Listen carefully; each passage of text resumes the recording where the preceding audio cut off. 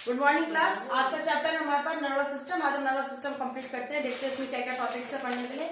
सबसे पहले हमारे पास है नर्वस सिस्टम की हमको जरूरत क्यों है, why do we need nervous system. ठीक है, सबसे पहले इसमें दे रखा है कि the nervous system is our body perform a following major functions, जैसे कि कीप अस इन्फॉर्म, ये हमको इन्फॉर्म करती है, यानी कि हमारे जितने भी सेंस ऑर्गन्स हैं जो भी काम कर रहे हैं उसको हमको क्या कराती है, हमको इन्फॉर्म करती है। ठीक है, दूसरा अनेबल अस टू रिमेम्बर, यानी हम सोच समझ सकते हैं, बोल सकते हैं, रीजनिंग आउट कर सकते हैं, ये नर्वस सिस्टम का काम है।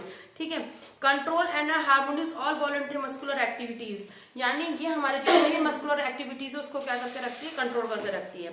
दूसरा रेगुलेटिंग इनवॉलंटरी एक्टिविटीज, इनवॉलंटरी जो हमारे कंट्रोल में नहीं होती, जैसे हार्ट बीट हो गया, ये सो।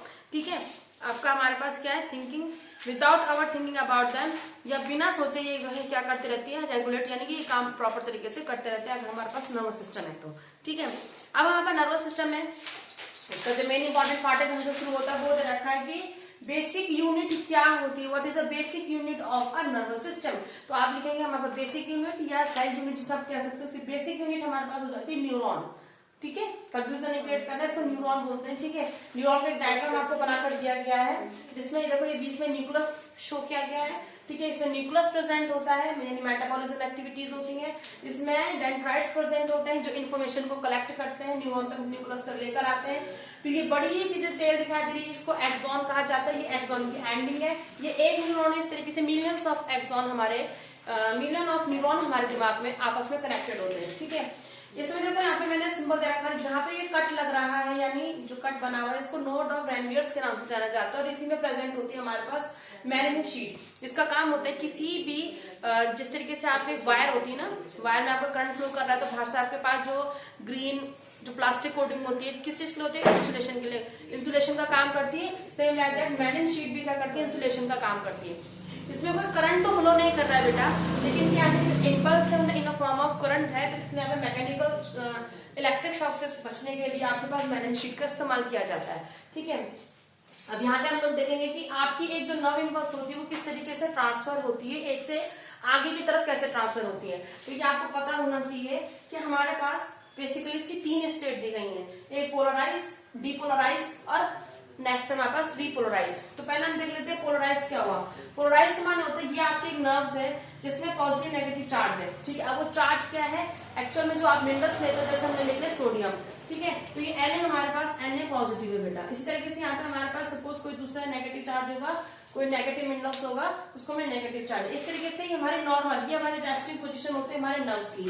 ठीक है, जब तक इसमें कोई सेंसेशन नहीं होता है, लेकिन जैसे ही कोई सेंसेशन नहीं होता है, कोई स्टिमुलेशन होता है, इसको पोलराइज करते हैं। पोलराइज्ड माने होता है सारे टोटल पॉजिटिव बाहर होना, नेगेटिव अंदर होना।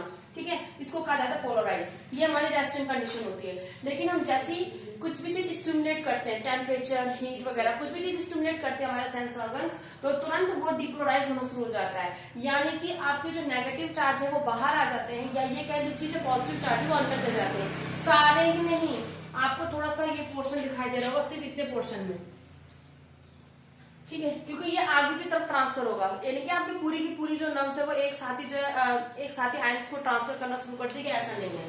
तो बाकी अगर मैं इस वाले इसको डिपोलराइज लिखी हूँ, तो बाकी वाला जो पोर्शन है, ये वाला जो पोर्शन है जो आपको दिख रहा है, ये वाला आपका रेस्टिंग में आएगा, रेस्टिंग पोजिशन में जाएगा, यानी ये अभी भी क्या है, पोलराइज्ड है। ठीक है, तो अब ये दो फेस हो गया, यानी इस तरीके से इन्फॉर्मेशन देखो, ये जो पॉजिटिव चार्ज है वो अंदर गया, यानी वो इन्फॉर्मेशन लेकर गया है। अब वो इन्फॉर्मेशन आपकी आगे के लिए कन्वे हो रही है। तो देखो यहाँ पे भी वो आपका फिर बाकी वाले रेस्टिंग पोजीशन में आते रहेंगे। इस तरीके से आपकी इम्पल्स क्या होती रहती है, ट्रांसफर होती रहती है।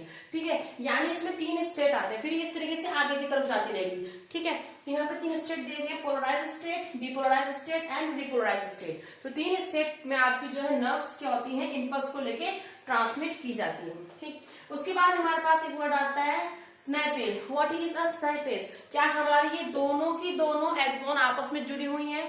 नहीं, ये दोनों के दोनों एक्सॉन हमारे आपस में बिल्कुल जुड़ी हुई नहीं होती है। ऐसे नहीं कि यहाँ पर से दूसरी जो आपके पास रूट टाइप का दिखाई दे रहा है, दूसरी रूट टाइप इसमें ऐड हो जाएगी, नहीं। अगर ऐसा होगा तो वो एबनॉर्मल होगा। ठीक है, यहाँ पे स्नाइपेज मान लेते हैं फाइन गैप, इन दोनों के बीच में थोड़ा सा गैप होता है, यानी कि ये फिंगर इस तरीके से अटैच नहीं है, थोड़ा सा गैप है इनके बीच में, और जो गैप है उसको हम लोग बोलते हैं स्नाइपेज। ठीक है, फाइन गैप। एक्चुअल में क्या होता है कि यहाँ पे जो हमारे पास ट्रांसफर होना है वो इलेक्ट्रिसिटी के थ्रू तो हो नहीं रहा है कि करंट पास हो रहा है। एक्चुअली क्या होता है, यहाँ पे केमिकल है जो आगे मैसेज को लेके पास होता है, ठीक है। तो उस केमिकल को आगे जंप करने के लिए बीच में स्पेस की जरूरत होती है, ठीक है। और वो केमिकल जो होता है, जो इन्फॉर्मेशन लेके जाता है आगे, इन्फॉर्मेशन लेके आता है, उसका नाम है acetyl कोलाइन, acetyl कोलाइन, yes, acetyl chlorine hormone से वो केमिकल है जो रिलीज होता है, रिलीज होके उसको आगे की तरफ ट्रांसफर करता है, ठीक है। एक मार्क्स में याद रखेंगे आप, synapse is the fine gap between a two ending of the neurons and the chemical present which transmit the information, its name is acetylcholine, ठीक है। चलो नेक्स्ट देखते हैं कितने तरीके के न्यूरॉन्स होते हैं हमारे पास। How many type of neuron present in our brain? First one है spinal cord, both. First one है सेंसरी रिलेटेड है, यानी कि ये सेंस ऑर्गन से मैसेज को लेकर दिमाग तक पहुंचेगी, यानी वो इम्पल्स को लेकर आती है रिसेप्टर्स जैसे कि हमारे पास हो गए हमारे जितने भी सेंस ऑर्गन से, आंख, नाक, कान, स्किन वगैरह, उससे मैसेज को लेके हमारे नर्वस सिस्टम तक पहुंचती है, ठीक है। दूसरा है मोटर है, मैसेज को लेकर वापस आती है, यानी ब्रेन से भी जो भी मैसेज होगा कन्वे होगा उसको लेके इफेक्टर पार्ट तक, जिस जगह पे उसने काम करना है मैसेज ने वहां तक लेके पहुंचती है, यानी कि इफेक्टर पार्ट तक पहुंचती है। तीसरा एसोसिएशन, ये आपके ब्रेन और स्पाइनल कॉर्ड दोनों जगह में प्रेजेंट होती है। इसका काम होता है इंटरकनेक्ट करना सेंसरी को और मोटर को। तो दोनों नाम अलग अलग है, सेंसरी का काम लेके जाना होता है, मोटर का काम ब्रेन से मैसेज को लेके आना होता है, ठीक है। इसके बाद हम लोग पढ़ेंगे नर्व्स। अब हमारे पास है नर्व्स कितने तरीके की होती है, क्या होती है, इसको देखते हैं। नर्व्स,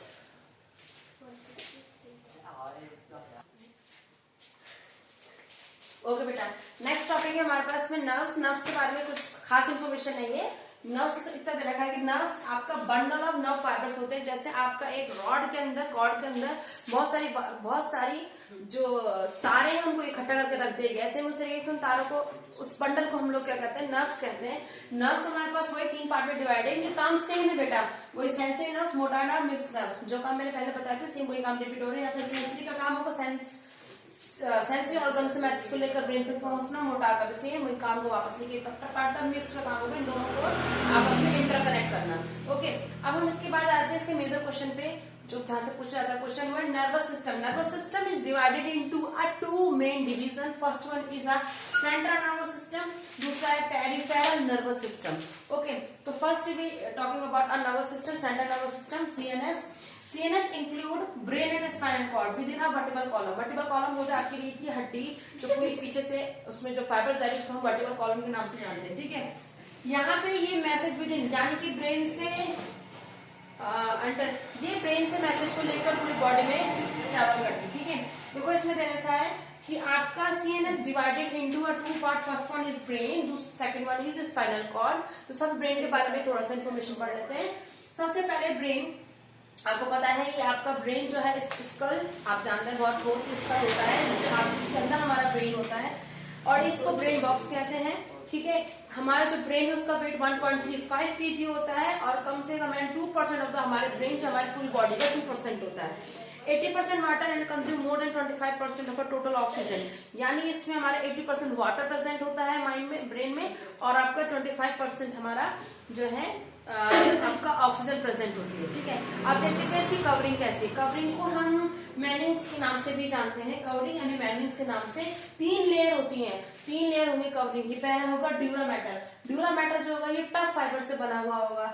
आर्चिनॉइड होगा, ये आपका थोड़ा सा कुशन, यानी कि ये कुशन टाइप का होगा, जैसे मकड़े का जाला, इस तरीके से web like structure cushion type का होता है। दूसरा होता है पाइमीटर एक्चुअल में ये आपका इलेक्ट्रिक मैकेनिक शॉक से बचाने के लिए, और पाइमीटर होता है ये अंदर की कवरिंग है, इसमें आपके रिच सप्लाई ऑफ ब्लड, ठीक है। अच्छा, इन तीनों के बीच में गैप होता है और उस गैप में क्या फील होता है, उस गैप में फील होता है आपके पास जो स्पेस होता है उसमें फील होता है सेरिब्रो स्पाइनल फ्लूइड, ठीक है। सेरिब्रो स्पाइनल फ्लूइड उसके अंदर प्रेजेंट होता है, ठीक। अब हम ब्रेन के पार्ट को अलग अलग करके पढ़ेंगे, ठीक है। तो ब्रेन हमारे पास, अब हम सीधे सीधे ले रहे हैं सिर्फ ब्रेन को। अब हम ब्रेन से रिलेटेड पढ़ेंगे कि ब्रेन में क्या क्या दे रखा है, ठीक। पहले ब्रेन को स्टडी कर लेते हैं, फिर पेरिफेरल नर्वस सिस्टम को बाद में स्टडी करेंगे, ठीक है। हम पहले स्टडी कर रहे हैं ब्रेन को। तो ब्रेन में आपका जो है बहुत इंपॉर्टेंट क्वेश्चन पूछे जाते हैं इससे। ब्रेन 3 पार्ट में डिवाइड हो रहा है, ठीक है, सेकंड और थर्ड। फर्स्ट वन है हमारे पास सेरिब्रम, ठीक है। नेक्स्ट हमारे पास सेरिबैलम और थर्ड वर्ड है मेडुला ऑब्लंगाटा बच्चा, ठीक है। ठीक है, आपका ब्रेन 3 पार्ट में डिवाइड कर दिया है, सेरिब्रम, सेरिबैलम और मेडुला ऑब्लंगाटा में। तो सबसे पहले देख लेते हैं हमारे पास सेरिब्रम में क्या क्या इन्फॉर्मेशन उन्होंने दे रखी है, उसको लिख लेते हैं। सेरिब्रम क्या क्या चीजें होती है बेसिकली।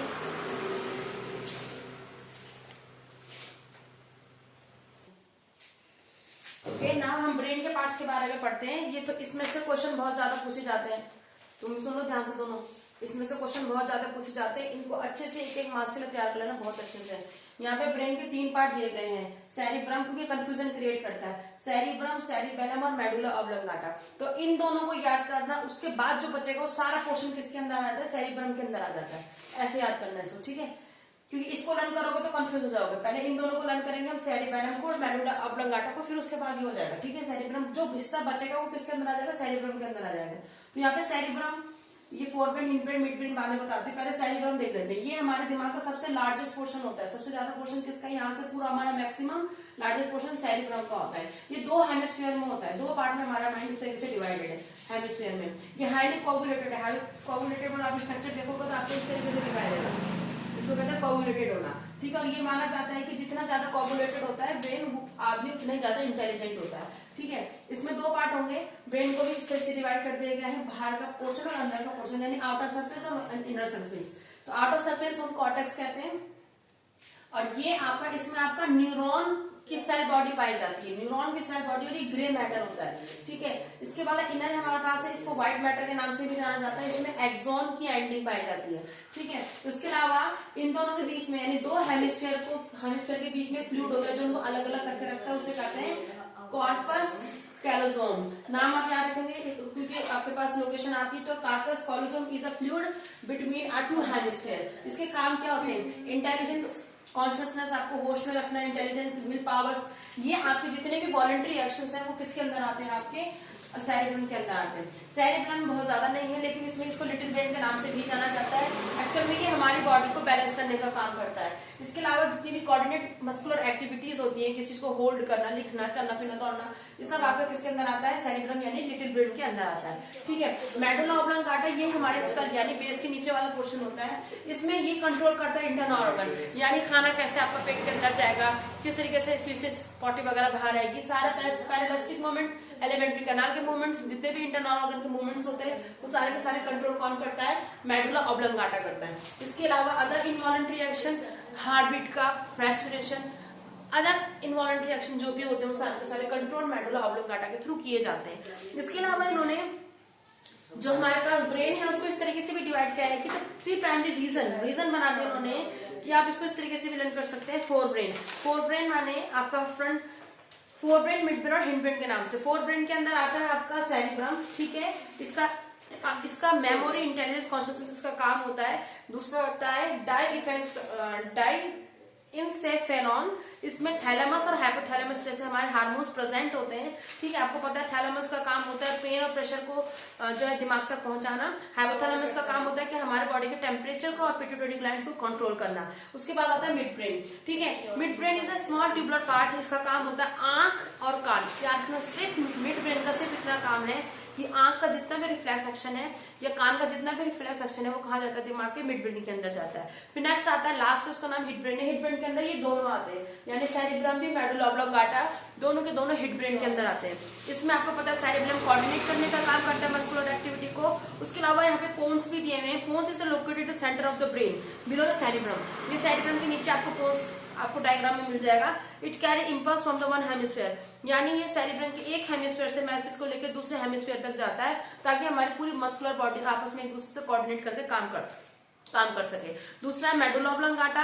नाउ इसका काम होता है इंटरनल ऑर्गन, यानी इनवॉलंटरी जितने भी एक्शन है वही काम वही रहेगा जो पहले कर रहे थे, लेकिन उसको उस तरीके से डिवाइड कर दिया गया है, ठीक है। उसके बाद है हमारे पास स्पाइनल कॉर्ड। तो स्पाइनल कॉर्ड हम जानते हैं कि स्पाइनल कॉर्ड हमारे यहाँ बैक से शुरू होती है, यहाँ एंड पे खत्म होती है, सुपरटेबल कॉलम यानी हड्डी के ढांचे के अंदर होती है, ठीक है। इसमें उन्होंने देखा है कि आपकी जो स्पाइनल कॉर्ड है वो एक्सटेंड हुई है, यहाँ मेडुला ऑब्लंगाटा से स्टार्ट होती है और आपकी बैकबोन के एंड तक खत्म होती है। और इसमें दे रखा है here is the arrangement of white and grey, same उस तरीके से व्हाइट और ग्रे का जो मैटर होता है लेकिन उल्टा होता है, ठीक है। यहाँ पे आपका ग्रे मैटर कॉर्टेक्स है और व्हाइट मैटर आपके पास आपका जो है अंदर वाला पार्ट होता है, यहाँ उल्टा हो जाता है बेटा। ग्रे मैटर में आपकी मोटर बॉडी सेल बॉडी पाई जाती है, इसका उल्टा कर देंगे आप स्पाइनल कॉर्ड में। देखो यहाँ पे ग्रे मैटर में आपके पास क्या था, न्यूरॉन की सेल बॉडी थी, ठीक है, वहां पे इसमें उल्टा हो जाएगा।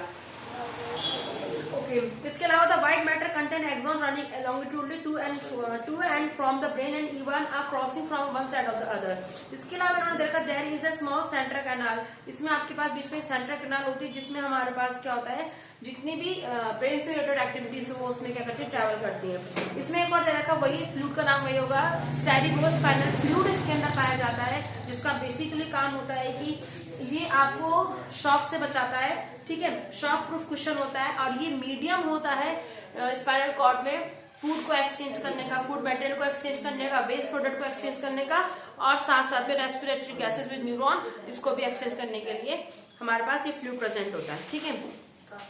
नाउ फिर इसके बाहर भी वही तीन, स्पाइनल कॉर्ड के बाहर भी वही तीन कवरिंग होती है, ड्यूरा, ठीक है, और आर्चेनॉइड और पाइमेटर। इसके बाद फंक्शन क्या है, फंक्शन है रिफ्लेक्स बिलो द नेक, यानी नीचे का जितना भी एक्शन है आपके बॉडी का वो स्पाइनल कॉर्ड पे डिपेंड करता है। Conduct sensory impulse from the skin, skin से जितनी भी सेंसरी ऑर्गन है उसको लेकर कहाँ पहुंचता है, आपके स्किन तक, आपके इंपल्स ब्रेन तक पहुंचता है। मसल्स की जितनी भी एक्टिविटी उसको लेकर ब्रेन तक पहुंचने का काम करता है। Conduct motor response from the brain, यानी दिमाग ने जो भी रिस्पॉन्स किया है, मोटर नर्व्स आपकी सारी स्पाइनल कॉर्ड्स में आती हैं। उसके बाद आपका हाथ किसी को टच करेगा, हटाएगा, पैर काम करेगी नहीं करेंगे, वो सारा का सारा एक्शन आपको किस पे डिपेंड करता है, स्पाइनल कॉर्ड पे डिपेंड करता है।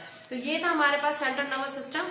और अब हम सेंट्रल नर्वस सिस्टम को अगर हम थोड़ा सा रिवीजन में लें फटाफट से, अगर क्विक रिवीजन करते हैं तो आप याद रखेंगे central nervous system divided into two part, first one is brain, second one is spinal cord. Again brain is divided into sub three part, first one is cerebrum, जिसका काम होता है which is control your consciousness, intelligence and your will powers and all voluntary actions. Next second one is cerebrum, cerebrum main, इसका जो main काम है, main function है to maintain the body balance, ठीक है।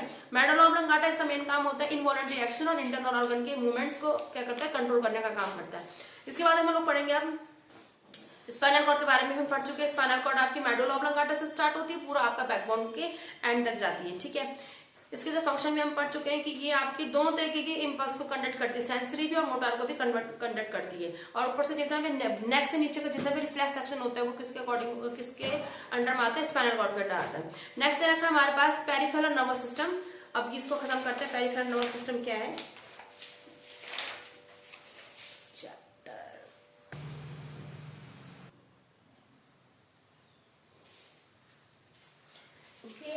नेक्स्ट देखते हैं हम लोग peripheral nervous system. Peripheral nervous system is divided into two part, first one is somatic nervous system and autonomic nervous system. पहले हम सोमैटिक नर्वस सिस्टम देख लेते हैं। ये सोमैटिक नर्वस सिस्टम के अंदर ये आपका कैर्नियल मतलब आपका माइंड एंड स्पाइनल, आपका स्पाइनल में जाने वाली जितनी भी नर्व्स उसके बारे में आपका पेरिफेरल नर्वस सिस्टम के अंदर आता है। कैर्नियल में आपके पास मर्ज फ्रॉम ब्रेन, ये आपके नर्व्स आपके दिमाग में यानी आपके ब्रेन में मर्ज होती है। इसमें 12 पेयर होते हैं, ठीक है, नर्व्स के। एक आपका जैसे आपके ऑल्फैक्टरी मतलब आपका स्मेल, ऑडिटरी मतलब सुनना, ठीक है, आइज मसल, फेस, टंग का आना जाना, जितनी मसल से फेस की आने और जाने वाली वो सारी की सारी कैर्नियल के अंदर आती है। स्पाइनल 31 पेयर्स का होता है। फर्स्ट वन इज 8 पेयर्स हमारे पास स्पाइनल नर्व्स के, 8 हमारे गर्दन में होते हैं, 12 हमारे थोरैक्स में होते हैं, 5 हमारे लंबर पोर्शन में होते हैं, लंबर पोर्शन, स्कैनल पोर्शन नीचे का पोर्शन यहाँ, और फिर वन होता है पॉलीगल रीजन लास्ट में, ठीक है, आपके स्पाइनल कॉर्ड के। अब यहाँ डायग्राम में भी देख सकते हैं, यहाँ पे इन्होंने आपको दिखा रखा है लंबर पोर्शन कौन सा होता है, आप डायग्राम में देख सकते हैं, ठीक है। इसके बाद आता है हमारे पास ऑटोनॉमिक नर्वस सिस्टम के अंदर दिया गया है कि ऑटोनॉमिक नर्वस सिस्टम में आपके दो पार्ट में डिवाइड किया है इन्होंने ऑटोनॉमिक नर्वस सिस्टम को। एक होता है सिंपैथिक नर्वस सिस्टम, एक है पैरासिम्पैथिक नर्वस सिस्टम। अगर मैं आपको ये कहूँ कि सिंपैथिक नर्वस सिस्टम में आपकी कोई भी चीज स्टिमुलेट होती है तो पैरासिम्पैथिक में वो चीज आपकी क्या हो जाएगी, काम डाउन हो जाएगी, ठीक है। जैसे कि अगर ये एक्सिलरेट करता है हार्ट बीट को तो पैरासिम्पैथिक उसको स्लो डाउन करने के लिए करता है, ठीक है। ये डायलेट करता है आपके पीपल इसको बड़ा करता है तो वही आपका पैरासिम्पैथिक उसको रिवर्स एक्शन में लेकर आता है। यानी अगर ये चीज सिंपैथी का काम होता है नर्व्स को यानी कि किसी भी चीज को एक्सप्लोरेट करना, और यानी ऑटोनॉमिक के अंदर ही बेसिकली हमारे पास जितने हमारे इमोशंस होते हैं, फियर, डरना, ये आपके जो भी इमोशंस हैं आपके सारे के सारे, grief, anger, brief, sexual stimulation, सारी की सारी चीजें किसके अंदर आती है, ऑटोनॉमिक नर्वस सिस्टम के अंदर आती है बेटा। ठीक है, ओके यहाँ पे ये भी लिखा गया है कि आपका सिंपैथिक नर्वस सिस्टम आपका बिलो नेक, नेक से नीचे और वेस्ट वाले पोर्शन में होता है। नेक्स्ट इसमें अबव नेक, नेक से ऊपर वाला हिस्सा, ठीक है, और बिलो स्कैरल, स्कैरल यानी हमारे स्पाइनल कॉर्ड से नीचे वाले हिस्से में आपका ये क्या पाया जाता है, ये आपकी पैरासिम्पैथिक नर्व्स प्रेजेंट होती हैं। ठीक है, इसमें आप लोगों को मैंने फाइल में भी नर्वस सिस्टम का ये ड्रॉ करने के लिए दिया था, आप इससे भी काफी कुछ आप जो रिवीजन में ले सकते हैं। ठीक है, इसके बाद हमारे पास है रिफ्लेक्स एक्शन यानी इनवॉलेंट्री एक्शंस क्या होते हैं। ठीक है, there are two type of actions, हमारे पास याद रखेंगे दो टाइप के एक्शंस होते हैं रिफ्लेक्स एक्शन, एक होता है हमारे पास वॉलेंट्री और एक होता है इनवॉलेंट्री। वॉलेंट्री मतलब जिसको आप कंट्रोल कर सकते हैं, जैसे कि मैं अगर नहीं चाहूं तो मैं नहीं लिखूंगी, चाहूं तो मैं लिखूंगी। ठीक है, तो वॉलेंट्री जो आपके कंट्रोल में है, इनवॉलेंट्री जो आपके कंट्रोल में, जैसे आपकी हार्ट बीट हो गया, रेस्पिरेशन हो गया, डाइजेशन हो गया, एक्सक्रीशन हो गया, ये सारी की सारी चीजें आपके कंट्रोल में नहीं है तो उसको इनवॉलेंट्री एक्शन कहा जाएगा। लेकिन ये परफॉर्म तो कर रही है ना, इसका मतलब है परफॉर्म करने कुछ ना कुछ तो है, यानी ब्रेन हमारा नर्वस सिस्टम ऑटोमेटिकली इसको काम कर रहा है, उसको कहा जाता है इनवॉलेंट्री एक्शन। और हमने पढ़ा था इनवॉलेंट्री एक्शन के लिए हमारे पास कौन है, इनवॉलेंट्री एक्शन के लिए मेडुला ऑब्लोंगाटा हमारे पास इसमें काम करता है। ठीक है, ओके अब जरा हम यहाँ पे देख लेते हैं कि किस तरीके से रिफ्लेक्स एक्शन हमारा जो है काम करता है। यहाँ पर हम लोग थोड़ा सा देख लेते हैं, टाइप ऑफ रिफ्लेक्शन के नाम से दिया गया है कि किस तरीके से आपका रिफ्लेक्स एक्शन काम करता है। ठीक है, देखो यहाँ पे दिया गया है natural type of, two type of reflex action होते हैं, एक होता है नेचुरल रिफ्लेक्स एक्शन इनबॉर्न और एक कंडीशन। ठीक है, तो नेचुरल वाला देख लेते हैं, जैसे हमारे पास खांसी आती है, खांसी आना, ठीक है, एकदम से गले में कुछ फंस के एकदम से खांसी का आना, या आपका एकदम से स्नीजिंग होना, ब्लिंकिंग ऑफ योर आईज, ठीक है, प्रोटेक्शन के लिए हम ये लोग चीज काम करते हैं, अपने आप से हो रहा है तो इनबॉर्न, अपने आप से होने वाली चीजें। ठीक है, जैसे कि किसी अच्छी चीज को देख के मुंह में पानी आ जाना, ठीक है, सैलिवेशन, खाने का घुटना, अपने आप ही मुंह में रखो, कुछ देर बाद आप देखोगे कि कितना चबा लो, कितना चबा लो, 32 से बाहर ज्यादा भी चबा लोगे तब भी वो आपका नीचे घुटने के लिए तैयार है, सॉलोविंग। ठीक है, नेक्स्ट है पैरासिटिक मूवमेंट, यानी खाना गले से सीधे ऑटोमेटिकली नीचे और आपको यूरिन पॉटी वगैरह सीधे नीचे, पैरासिटिक मूवमेंट ये अपने आप से हो रहे हैं। ठीक है, इनबॉर्न जो हमारे पास रिफ्लेक्स एक्शन है उनके बारे में बात हो रही है। कुछ होते हैं कंडीशंस, जैसे इन्होंने यहाँ पे दे रखा है कंडीशंस या एक्वायर्ड। अब ये रिफ्लेक्स एक्शन है तो ये कंडीशन कैसे अप्लाई हुआ, जैसे एक पावलोव ने एक एक्सपेरिमेंट किया था, आपके पास एक्सपेरिमेंट दिखाया हुआ है, तो उसने क्या करा कि एक कुत्ता उसने पाला हुआ था, उसने उसके सामने कुछ हड्डियां रख दी। ठीक है, अब वो हड्डियों में क्या हुआ कि उसने कुछ इस तरीके से करा कि कंडीशन, यानी कि वो हड्डी जब वो हड्डी के सामने रखी थी तो वो उसको मतलब खाने लगा। ठीक है, लेकिन कुछ टाइम बाद उसने क्या कर दिया, बेल के साथ उसको कनेक्ट कर दिया, यानी कि उसके मुंह में जो सैलिवा आ रहा था, खाने को देख के आ रहा था, लेकिन बाद में उसने क्या कर दिया, बेल बजाई फिर खाना रखा, फिर बेल बजाई फिर खाना रखा, ऐसे वो कई बार करने लगा। तो अगली बार कुत्ते को उसने खाना नहीं दिया, लेकिन जैसे ही बेल बजाई तो बेल बजाई थी, डॉगी को ये समझ में